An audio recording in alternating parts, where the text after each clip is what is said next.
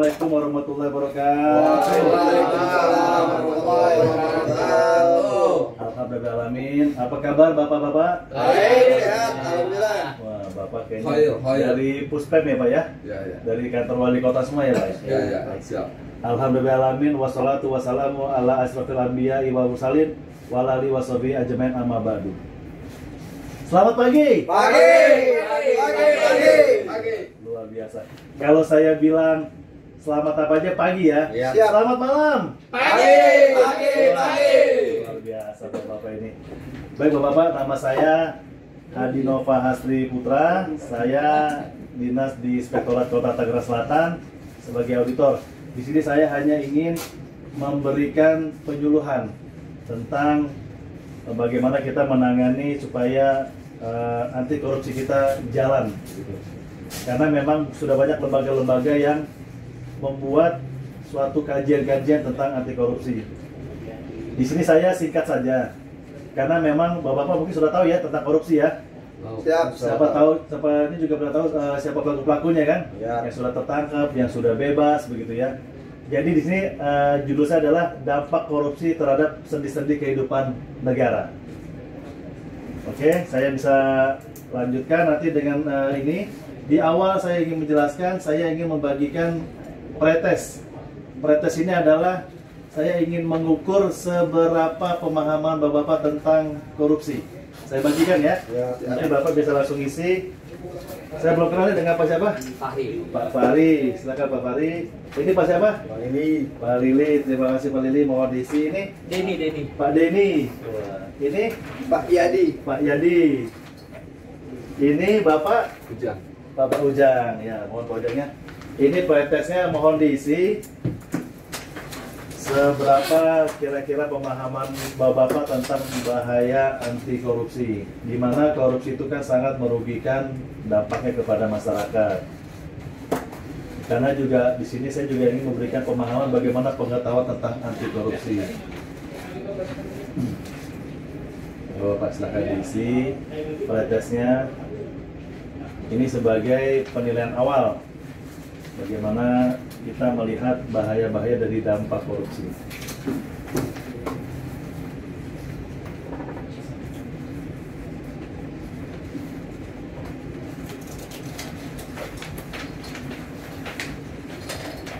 Air minum mana ya?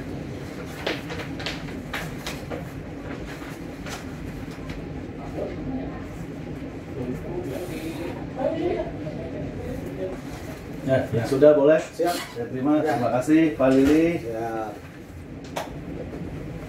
Terima kasih Pak. Ya. Iya, terima kasih. Terima kasih. Saya terima ya prosesnya ya. Semoga ini nanti menjadi penilaian kita. Sambil saya lihat dulu. Oh, ya sudah diisi semua ya.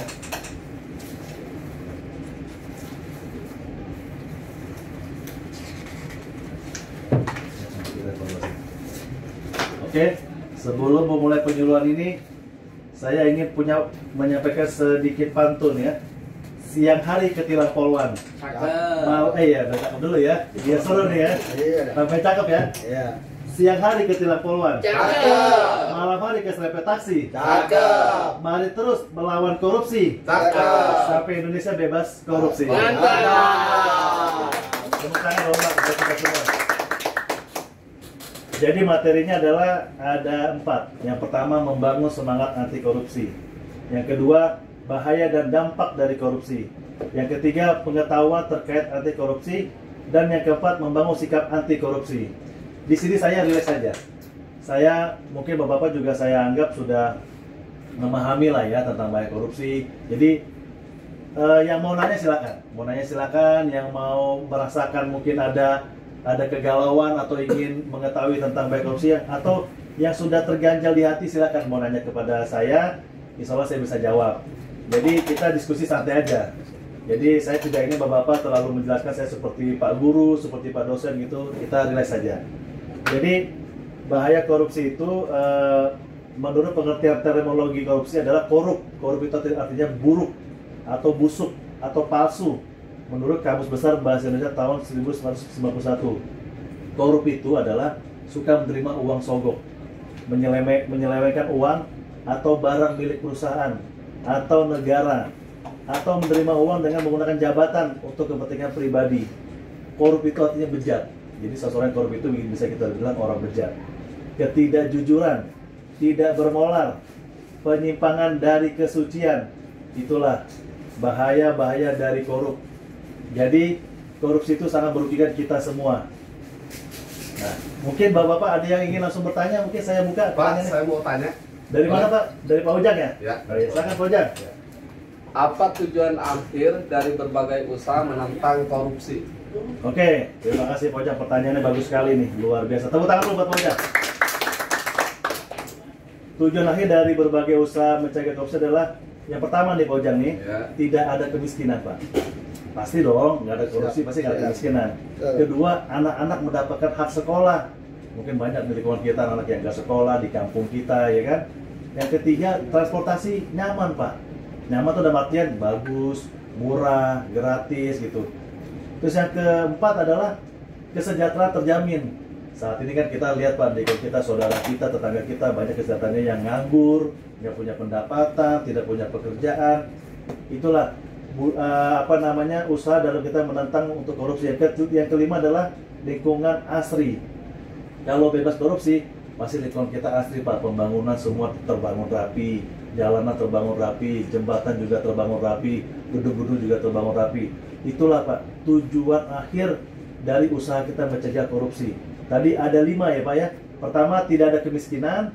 Kedua, anak-anak mendapat hak sekolah. Ketiga, transportasi nyaman. Keempat, kesejahteraan bagi masyarakat sangat terjamin. Kelima, lingkungan asri. Ya, itu Bapak ya, Pak Ujang ya. Ya. Terima kasih nih buat Pak Ujang nih. Silakan. Pertanyaan yang luar biasa Pak Ujang. Oke, lanjut juga kita nanti mungkin ada yang ingin menanyakan langsung. Siap. Saya mau Oke. tanya Pak, Pak Yadi, silakan Pak. apa dampak korupsi bagi rakyat? Wow, dampak korupsi bagi rakyat Pak sangat berdampak Pak. Pertama, ada 2 sisi Pak. Kalau kita bagi ya korupsi nih, ini korupsi kita bagi 2. Pertama, dampaknya adalah kemiskinan. Kemiskinan, kesusahan, penyakit masyarakat. Orang semakin banyak korupsi Pak, pasti semakin banyak rampok, maling, begal. Itu karena dari budaya korupsi itu tuh. Kedua, sisi yang sebelah kanannya adalah membuat kaya.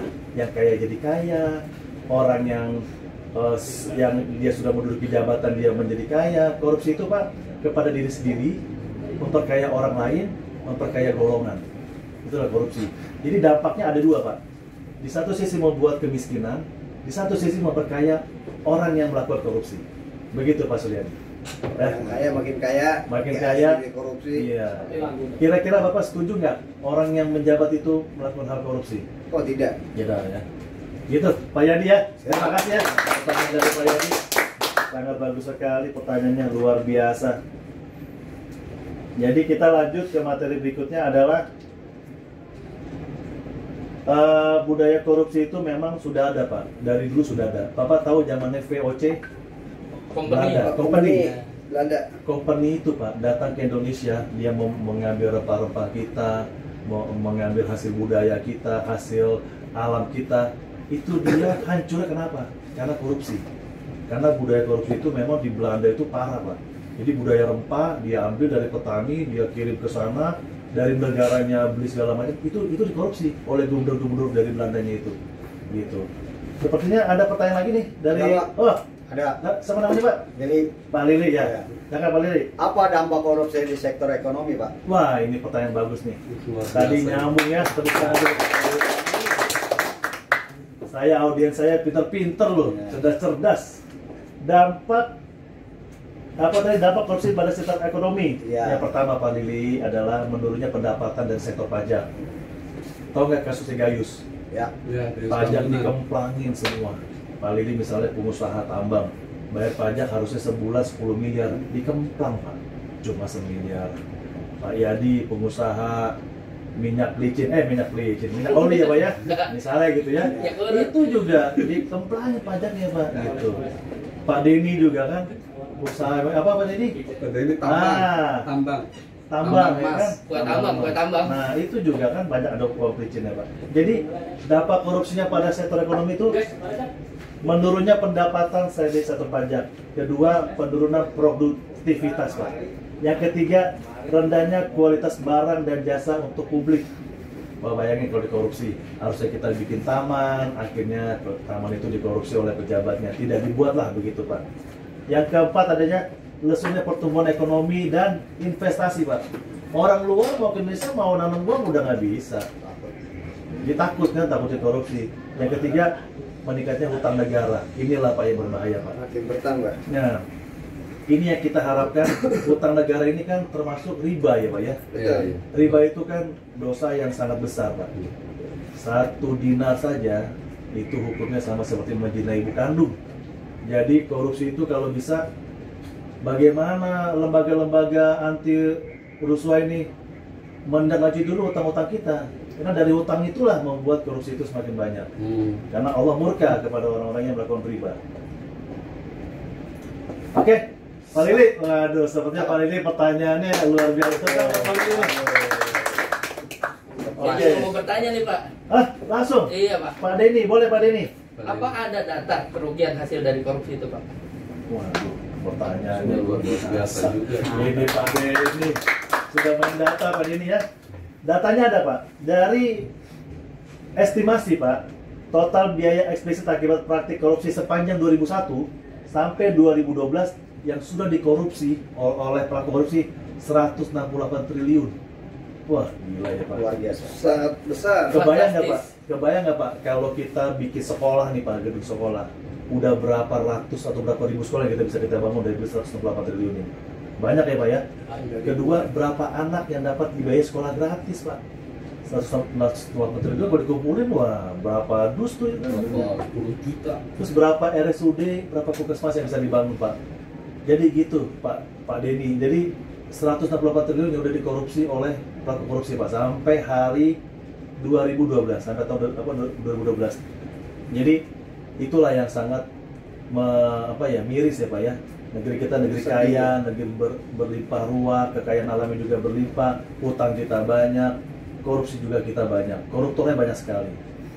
Nah, jadi itulah yang memang saya bisa sampaikan, tidak panjang lebar. Mungkin ada pertanyaan satu lagi terakhir pertanyaan. Ada sudah Pak. Oh iya, sebutkan namanya Pak.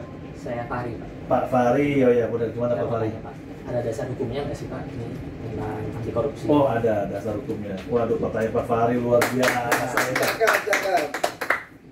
Dasar hukum pemberantasan korupsi Indonesia adalah satu, yang pertama Undang-Undang Nomor 30 Tahun 2002 tentang KPK. Kedua, Undang-Undang Paket Keuangan 17 Tahun 2003. Undang-Undang Nomor 7 Tahun 2006 tentang pengesahan United Nations Convention Against Corruption tahun 2003. Undang-Undang Nomor 8 Tahun 2010 tentang tindak pidana pencucian uang (TPPU). Yang kelima, PP 70 Tahun 2006 tentang cara pelaksanaan peran serta masyarakat dan pemberian penghargaan dalam pencegahan dan pemberantasan tindak pidana korupsi. Yang ketujuh, Inpres Pak Nomor 5 Tahun 2004 tentang percepatan pemberantasan tindak pidana korupsi. Yang kedelapan, Inpres Nomor 7 Tahun 2005 aksi pencegahan dan pemberantasan korupsi Pak. Jadi itulah yang bisa saya sampaikan. Pertanyaannya saya rasa nih sudah cukup nih ya. Bapak-bapak saya rasa sudah memahami, tinggal implementasinya kepada lingkungan sekitar dan kepada keluarga. Jadi satu Pak yang saya mau kutip Pak dari Bapak Wakil Presiden nomor 2 kita, yaitu Bapak Muhammad Hatta. Kata beliau begini, setiap perbuatan adalah demi negara yang dicintai, janganlah berkhianat.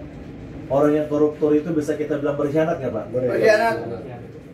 Jadi itulah akhir dari sesi saya. Ada pantun nih Pak nih. Saya terakhir nih ya. Nasi urap dari Jakarta. Cakap. Oke, jus mangga. Cakap. Jangan harap Indonesia merdeka. Cakap. Jika korupsi masih aja bangga. Betul. Oke, Bapak-bapak, ini terakhir saya ingin memberikan post test ya Pak. Ini mohon agak diisi. Dari penjelasan saya tadi, Bapak bisa melihat nanti hasilnya, bisa mengisi pertambahan dengan nilai post testnya Pak. Siap. Mohon Pak Fahri, Pak Lili, Pak Denny, Pak Yadi, Pak Ujang, mohon diisi ya Pak ya.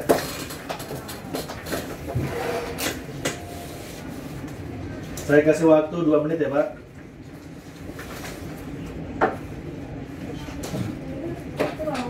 Jadi Bapak-bapak memang kita sepakat ya Pak. korupsi itu sangat merugikan kita juga. Janganlah berlaku korupsi. Laporkan jika ada korupsi di sekeliling kita, laporkan. Karena banyak korupsi yang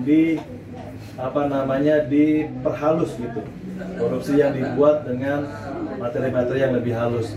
Jadi korupsi itu mesti diberantas ya. Laporkan ke inspektorat bisa, laporkan ke KPK bisa. Bapak bisa menjadi whistleblower, ya Pak ya.